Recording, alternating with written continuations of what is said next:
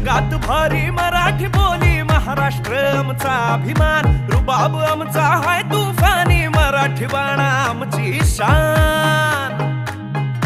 हो जगात भारी मराठी बोली, महाराष्ट्र आमचा अभिमान, रुबाब आमचा हाय तुफानी.